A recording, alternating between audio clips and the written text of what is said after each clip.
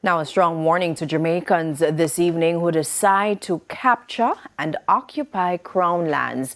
The minister responsible for land titling and settlements, Robert Montague, addressed the squatting situation in the country during his contribution to the sectoral debates today. Andrea Chisholm reports. Squatting has been a long-standing problem across Jamaica. People deciding to occupy lands without permission, leading to informal settlements. While the government works on a comprehensive program to tackle the issue, there's now a zero-tolerance approach to those who occupy Crown lands. We have met with all the MPs with a squatting challenge. So as of today, June 9th, people who go onto Crown lands will no longer be considered for a settlement program. If you're there already, you're there already. But we're not dealing with the new people. And after further investigations, those who sell Crown lands will be prosecuted and those who buy will lose their money. Yes. So check with the National Land Agency before you buy any cheap land. Buying land is not like buying rice and flour.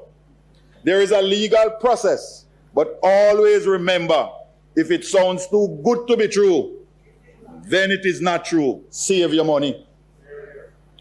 We have done drone and spatial surveys, and we know what is already on Crown lands. So if you go on the land after today, you must face the consequences. Robert Montague adds that stakeholders are still discussing other related topics. For example, if the time for adverse possession of Crown lands should be reduced.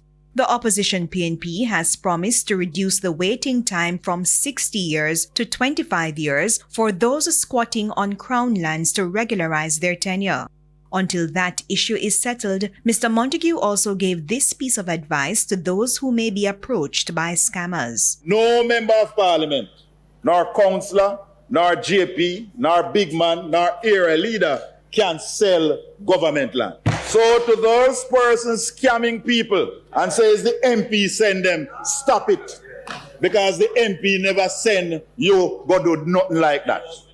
In the meantime, the National Land Agency is pushing to digitize its processes to begin issuing electronic titles by September 2027. The title system will also help landowners to watch their properties so that they will be alerted if someone applies to title their lands. This will reduce the instances of persons moving to take over your land by adverse possession. There will be a fee, of course, for this property watch service. We appeal to you to visit your lands, fence it, use it productively, pay your taxes, or sell it. But do not just abandon it. Do not leave it to chance. However, we are examining how we can refer adverse possession applications to the local adjudication committees for their input on these applications. Andrea Chisholm, TVJ News.